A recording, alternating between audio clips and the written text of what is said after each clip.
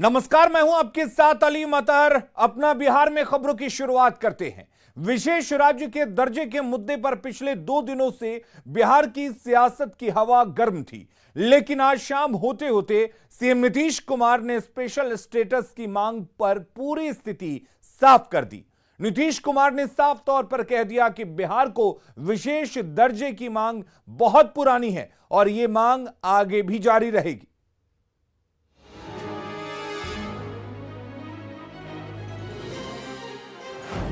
विशेष दर्जे की मांग पर नीतीश कुमार कायम। मंत्री जी का अपना एगो तरीका हो गया कि अब इतना दिन से किए नहीं सुना गया है। बिहार ने नहीं छोड़ी विशेष दर्जे की मांग। सहायता दी जाए वो भी गलत बात है, लेकिन हम लोग कहाँ कभी छोड़े। विशेष दर्जे की मांग को लेकर लगने लगा था कि जेडीयू के तेवर नरम पड़ चुके हैं, जेडीयू थक चुका है, लेकिन नीतीश कुमार ने एक झटके में तमाम अटकलों को ये कहते हुए खारिज कर दिया कि उन्होंने विशेष राज्य के दर्जे की मांग छोड़ी नहीं है। क्या है तो अब राहत दिया जाए, अब विशेष सहायता दी जाए, वो सब एक अलग बात है, लेकिन हम लोग कहाँ कभी छोड़े। शुरू से ही हम लोग कहें राज्य का तो सबसे सब दिन से मांग जारी रहेगी। सब चीज पर कोई मतलब करने की जरूरत नहीं। जो भी केंद्र सरकार का निर्णय है, केंद्र सरकार निर्णय करती है, लेकिन हर राज्य को जहां कहीं भी गरीबी है तो उसको सहायता देने का है, तो करने की बात है। आप तो जानते हैं इसके लिए कमेटी भी बनी जब कांग्रेस का शासन था तब भी, लेकिन उसके बाद भी उन लोगों ने कोई निर्णय नहीं लिया। तो अभी तो इसके बाद का जो कमीशन का रिपोर्ट आया था 14वें का, तो उसके बारे में कहा गया कि उसमें नहीं कुछ कहा गया है। तो जो कुछ भी केंद्र को करना है वो तो निर्णय लेना उनका काम है, लेकिन हम लोग तो शुरू से जो राज्य है उसका विकास होना चाहिए, तो ये बात है और कुछ। दरअसल 2 दिन पहले बिहार के योजना एवं विकास मंत्री विजेंद्र यादव ने कहा था कि विशेष राज्य के दर्जे की मांग पर 7-8 साल के रवैये को देखते हुए बिहार अब विशेष दर्जा नहीं बल्कि स्पेशल पैकेज की मांग पर फोकस करेगा। यहां तक कि जेडीयू के राष्ट्रीय अध्यक्ष ललन सिंह और जेडीयू कोटे से मंत्री बने आरसीपी सिंह ने भी विजेंद्र यादव की बात को खारिज नहीं किया था, लेकिन अब नीतीश कुमार ने एक बार फिर साफ कर दिया है कि विशेष राज्य के मुद्दे पर उनका स्टैंड आज भी वही है जो पहले था। विशेष राज्य का दर्जा का मांग करते करते हम लोगों ने क्या कहते हैं कमेटी भी गठन हुआ, उसने भी रिपोर्ट दिया, लेकिन इसके बाद भी कोई नतीजा नहीं निकला। तब कितनी मांग की जाए? नहीं, विपक्ष कहता रहा है कि हम लोगों ने सर्वसम्मत से वो किया था, तो अब विपक्ष क्या कहता है? हम लोग जो एक सरकार में हैं, तो मांग की एक सीमा न होगी। 7-8 साल तो लगातार मांग कर भी की, तब कितने दिन अनवरत यही किया जाए? अपना काम कर रहे हैं। मंत्री जी का अपना एगो तरीका हो गया कि अब इतना दिन से किए नहीं सुना गया है, तो अब राहत दिया जाए, विशेष सहायता दी जाए, वो सब एक अलग बात है, लेकिन हम लोग कहाँ कभी छोड़े। दरअसल संविधान में विशेष राज्य के दर्जे का कोई प्रावधान नहीं है। राज्य की सामाजिक, आर्थिक, भौगोलिक आधार पर विशेष राज्य का दर्जा दिया जाता है। केंद्र सरकार अपने विवेक से विशेष राज्य का दर्जा देती है। न्यूज 18 के लिए पटना से शैलेंद्र कुमार की रिपोर्ट। नदियों को जोड़ने को योजना को लेकर तेजस्वी यादव के पत्र पर जल संसाधन मंत्री संजय झा ने पलटवार किया है। उन्होंने सवाल किया कि जब आरजेडी की सरकार थी तब क्या काम हुआ था। संजय झा ने बताया कि फिलहाल 2-3 प्रोजेक्ट पर काम चल रहा है और कोसी मेची परियोजना के लिए एनवायरमेंट क्लियरेंस मिल चुका है और इस बात की कोशिश की जा रही है कि प्रोजेक्ट को नेशनल प्रोजेक्ट का दर्जा मिल जाए। प्रपोजल डिपार्टमेंट से भेजा गया था जब मुख्यमंत्री जी ने कहा था कि नदियों को जोड़ने पर जो स्टेट के अंदर नदी है, इंट्रालिंकिंग, उस पर काम किया जाए और इंटरलिंकिंग के लिए भी जो आउटसाइड रिवर है उसको करके, और वो दिया गया था। 7-8 प्रोजेक्ट को जो नेशनल वाटर डेवलपमेंट बोर्ड है उसने उसको NWFB कुछ को उसने फिजिबल नहीं माना कि वर्केबल नहीं है। फिर हम लोगों ने रिक्वेस्ट किया तो 2-3 पर काम चल रहा है, जैसे नून वाया लिंक वाला है, या आपको बागमती का एक रिवर है, गंगा पंप कैनाल है, इस सब पर। और एक जो कोसी मेची लिंक है, भारत सरकार का भी और बिहार सरकार का लगातार प्रयास करने के बाद उसका टेक्निकल अप्रेजल, जो आपको इन्वायरमेंट क्लियरेंस, वो सारा मिल चुका है। जिससे खास करके पूर्वांचल का 4 जिला को इसको एडवांटेज मिलेगा। और हम लोग भारत सरकार में प्रयास कर रहे हैं कि वो नेशनल प्रोजेक्ट में शामिल हो जाए। बड़ा प्रोजेक्ट है, 5,000 करोड़ से ज़्यादा का उस पर खर्च। उनके थे ना भाई प्रदेश अध्यक्ष 15 साल, कहीं पूछिए तो सही क्या किया जल संसाधन में बैठ करके। जितना डेड प्रोजेक्ट था वो सब अभी जाके शुरू हुआ। उन्हीं के एरिया का दुर्गावती था ना, कितना इरिगेशन होता था, क्या फ्लड में होता था। इस साल कितनी बारिश हुई है। कुशेश्वर स्थान सीट पर कांग्रेस आरजेडी के बीच दावेदारी की जंग चल रही है। इस बीच आरजेडी के राष्ट्रीय महासचिव श्याम रजक ने कांग्रेस के बिहार प्रभारी भक्त चरण दास से मुलाकात की। बताया जा रहा है कि दोनों नेताओं के बीच कुशेश्वर स्थान सीट को लेकर फंसे हुए पेंच को सुलझाने की कोशिश हुई। आपको बता दें कि आरजेडी तारापुर के साथ साथ कुशेश्वर स्थान सीट पर भी चुनाव लड़ना चाहती है, जबकि कांग्रेस का कहना है कि 2020 में इस सीट से उसके उम्मीदवार करीबी मुकाबले में हारा था, इसलिए उपचुनाव में उसे मौका मिलना चाहिए। बाद में श्याम रजक लालू प्रसाद से भी मिले। आरजेडी की ताकत, आरजेडी उसमें बड़ी ताकत है जी, कांग्रेस भी ताकत है और हमारा वामपंथी भी ताकत है। हर जगह अलग अलग जहां ताकत है सबको मिल करके और उसको नेस्तनाबूद करना है। और रुक करेंगे इस वक्त एक बड़ी खबर की। पटना से बड़ी खबर आ रही है, जहां पर कोरोना की फर्जी रिपोर्ट को लेकर छापेमारी की गई है। राजा बाजार के एक जांच घर में बन रही थी फर्जी रिपोर्ट और लैब संचालक पर फर्जी आरटीपीसीआर रिपोर्ट बनाने का आरोप लगा है। एयरपोर्ट अथॉरिटी की शिकायत पर छापेमारी की गई है और छापेमारी में कई फर्जी रिपोर्ट हाथ लगे हैं। जैसा कि मामला सामने आया था कि एयरपोर्ट पर जो रिपोर्ट दिखाई जा रही है वो फर्जी है और इसका खुलासा होने के बाद एयरपोर्ट अथॉरिटी पुलिस ने जांच की बात कही और अब राजा बाजार के एक जांच घर पर छापेमारी की गई, जिसमें कई फर्जी रिपोर्ट्स मिली हैं।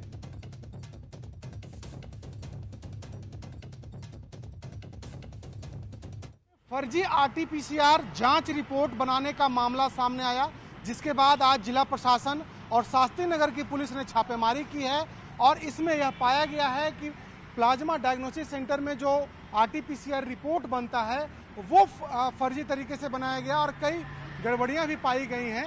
पटना हवाई अड्डे पर एक मामला सामने आया था, जिसके बाद जिला प्रशासन और पटना पुलिस हरकत में आई थी और आज यह छापेमारी हुई है। हालांकि जब टीम यहां पहुंची है तो कई अनियमितताएं यहां मिली हैं, कई गड़बड़ियां भी मिली हैं, जिसके बाद पुलिस ने इस पर मुकदमा दर्ज किया है डायग्नोसिस सेंटर पर। फिलहाल किसी की गिरफ्तारी नहीं हुई है, लेकिन यह बड़ा मामला है और न्यूज़ 18 ने इसे प्रमुखता से चलाया था जब पटना हवाई अड्डे पर एक व्यक्ति जाली आरटीपीसीआर रिपोर्ट के साथ पकड़ा गया था और सरकार के तरफ से जब इस पूरे मामले पर जांच की गई तो पता चला कि एक बड़ा रैकेट है पटना में और उसी क्रम में पटना पुलिस और जिला प्रशासन के द्वारा लगातार कार्रवाई की जा रही है। कैमरा पर्सन मनीष जुनेजा के साथ शैलेंद्र, न्यूज़ 18 पटना। अगली खबर का रुख करते हैं। जमुई के शहरी इलाके में मिनी गन फैक्ट्री का खुलासा हुआ है। पुलिस ने मौके से एक पिस्टल और 30 अर्धनिर्मित हथियार बरामद किए हैं। पुलिस के मुताबिक यहां हथियार के पार्ट्स बनाए जाते थे, जिनसे मुंगेर में हथियार बनाए जाते थे। इस मामले में पुलिस ने 3 लोगों को गिरफ्तार किया है, जिनमें से 2 ब्रह्मानंद शर्मा और देवाशीष कुमार मुंगेर के रहने वाले बताए जा रहे हैं, जबकि तीसरा राजेश मिस्त्री लखीसराय का रहने वाला है। पुलिस पकड़े गए लोगों का बैंक खाता तलाश रही है।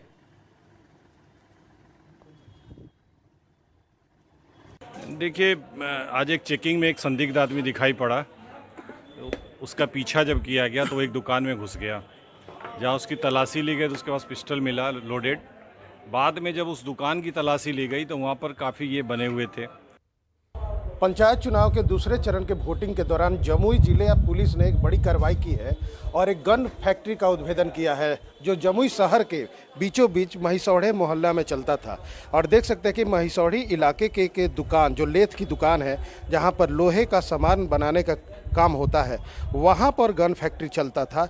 और देख सकते हैं जो हालात है, जो बरामद सामान हुए हैं, उसमें एक सामान देखा जाए तो एक पिस्टल है और साथ ही 30 जो अर्धनिर्मित, वो ये कहा जाए कि जिसका जो 30 अर्धनिर्मित हथियार है, चाहे ये पार्ट्स हो चाहे ये पार्ट्स हो। बताया गया है कि यही पार्ट्स को ये जो हथियार बनाने वाले थे ये मुंगेर पहुंचाते हैं और वहां पर इसको असेंबल किया जाता है।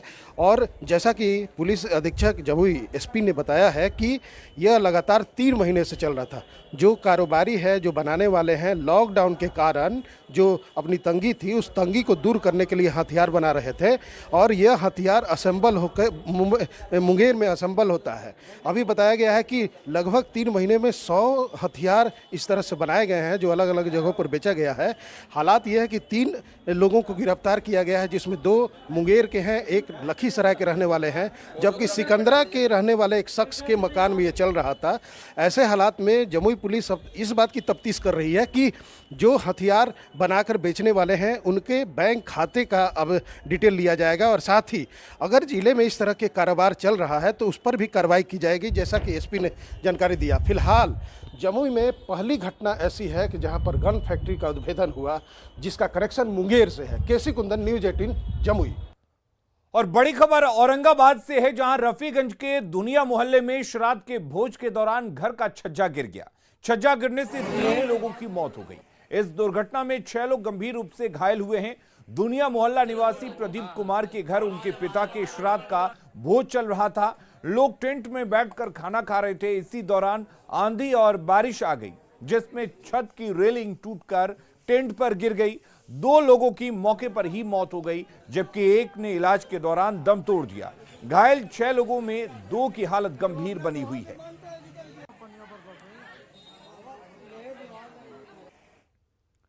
पंचायत चुनाव के दौरान कई जगहों पर हंगामा हुआ। मधेपुरा प्रखंड के बराही के बूथ संख्या 4 पर जमकर बवाल हुआ।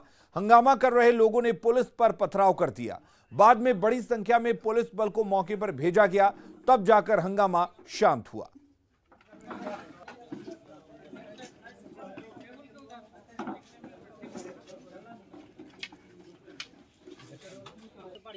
अच्छा, ठीक है।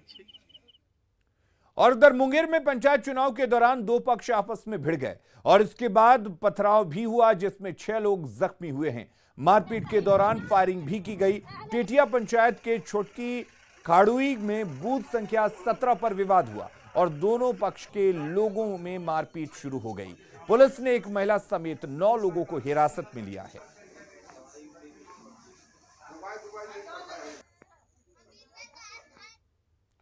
और वहीं मुजफ्फरपुर के मड़वन पंचायत में चुनाव के दौरान एक वोटर को घायल अवस्था में बूथ पर लाया गया।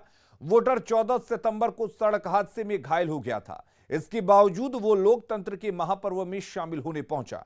वोटर का नाम विनोद कुमार है। यहाँ पर लाया गया है।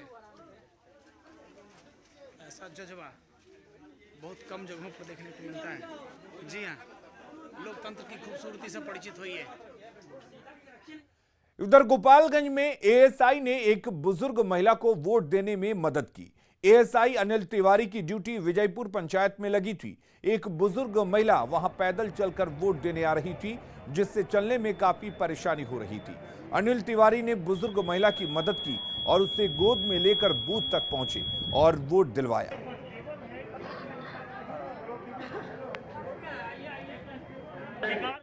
कटिहार में पेट्रोल पंप पर लूट के लिए पहुंचे 3 युवकों में से 2 को पकड़ लिया गया, जबकि 2 फरार हो गए। तस्वीरें सीसीटीवी में कैद हो गई हैं। घटना मनसाही थाना क्षेत्र की है। बाइक पर सवार 3 युवक पेट्रोल भराने के बहाने वहां पर पहुंचे और पिस्टल दिखाकर 10,000 रुपए लूट लिए। जब पेट्रोल पंप कर्मचारी ने शोर मचाया तो लोगों ने पीछा किया। इसी बीच पंचायत चुनाव के निरीक्षण के लिए निकले डीएमएसपी की गाड़ी के पास अपराधियों की बाइक जाम में फंस गई, जिसके बाद लोगों ने एक को पकड़ लिया। उधर पटना के एक ज्वेलरी दुकान में ग्राहक बनकर पहुंची एक महिला ने कीमती हार उड़ा लिया, जिसकी तस्वीरें सीसीटीवी में कैद हो गईं।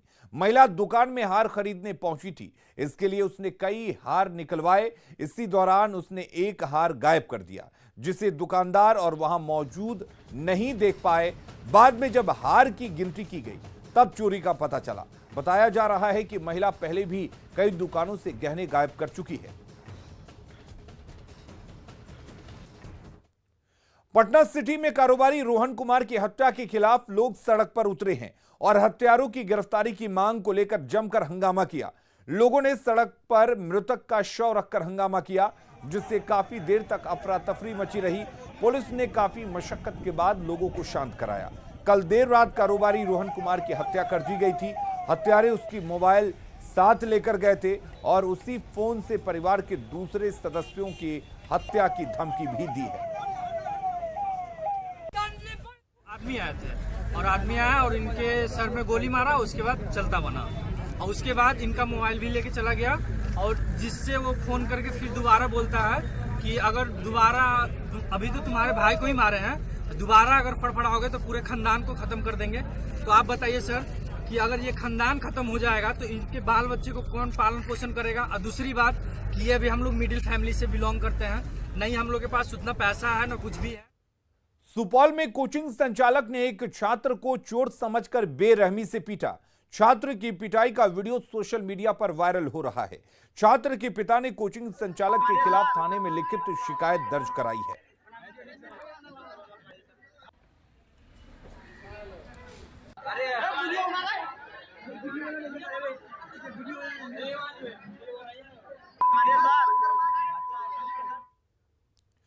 बिहार पुलिस अब महिला कमांडो से लैस हो चुकी है। हाल ही में बीएमपी से चयनित 92 महिला जवान कमांडो की ट्रेनिंग कर वापस बिहार लौट आई हैं।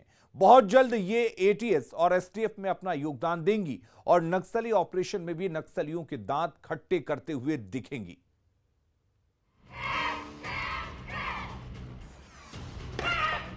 हाथों से पत्थर तोड़ती ये है बिहार मिलिट्री पुलिस की वो महिला जवान जो कमांडो की ट्रेनिंग लेकर लौटी हैं। बीएमपी से चयनित इन 92 महिला कमांडो की ट्रेनिंग महाराष्ट्र में हुई है, जहां उन्हें कठिन और हर तरह की ट्रेनिंग दी गई, चाहे वो हथियार चलाने की ट्रेनिंग हो या फिर बिना हथियार के दुश्मन को मार गिराने की कला। महाराष्ट्र के मुदखेड़ में सीआरपीएफ की कोबरा यूनिट की देखरेख में 3 महीने तक इन्हें प्रशिक्षित किया गया। ट्रेनिंग के दौरान हर चुनौती का मुकाबला करने के लिए इन सभी को तैयार किया गया। इन्हें बड़े से बड़े हमले को नाकाम करने के लिए विशेष प्रशिक्षण के साथ छोटे बड़े अत्याधुनिक हथियारों को चलाने की ट्रेनिंग भी दी गई है। कमांडो की कड़ी ट्रेनिंग लेकर बिहार लौटी दीक्षा सिंह बताती हैं कि महाराष्ट्र में हुई उनकी ट्रेनिंग काफी रोमांचकारी रही और वो कहीं भी ड्यूटी करने को तैयार है। अभी के डेट में हम इस लेवल पे हैं कि हमसे आप कोई भी ड्यूटी ले लो, किसी भी फील्ड में ले लो, आप सीएम की ड्यूटी ले लो, एसटीएफ में ले लो, एटीएस में ले लो, अदरवाइज किसी भी मतलब हमें ले लो, किसी भी फील्ड में ले लो, कहीं भी सीक्रेट मिशन में ले लो, किसी ऑपरेशन में ले लो, हम बिल्कुल एकदम डट कर करने के लिए हम एकदम तैयार हैं। हम बिल्कुल पीछे नहीं हटने वाले। हमारी कॉन्फिडेंस लेवल इतना अप हो गई है कि मतलब आप कुछ भी करा लो, हम बिल्कुल कर सकते हैं।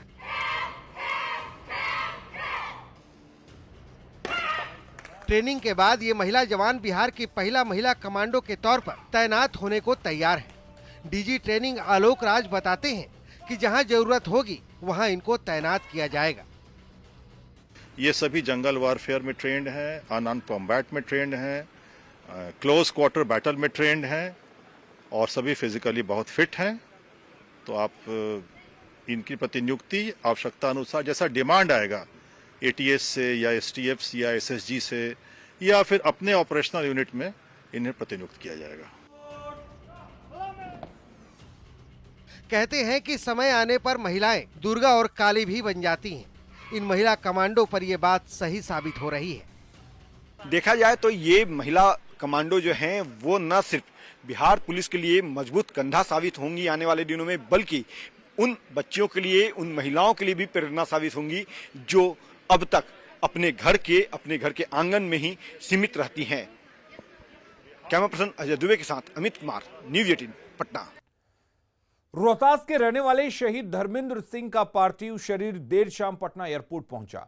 पटना एयरपोर्ट पर सेना के अधिकारियों, बिहार पुलिस के वरीय अधिकारियों और प्रशासनिक अधिकारियों ने गार्ड ऑफ ऑनर दिया। शहीद धर्मेंद्र सिंह 27 सितंबर को आतंकियों से लोहा लेते हुए शहीद हुए थे। शहीद धर्मेंद्र सिंह का गुरुवार को राजकीय सम्मान के साथ अंतिम संस्कार होगा। अपना बिहार के इस बुलेटिन में फिलहाल के लिए इतना ही। आगे देखिए झारखंड की खबरें जोहार झारखंड में।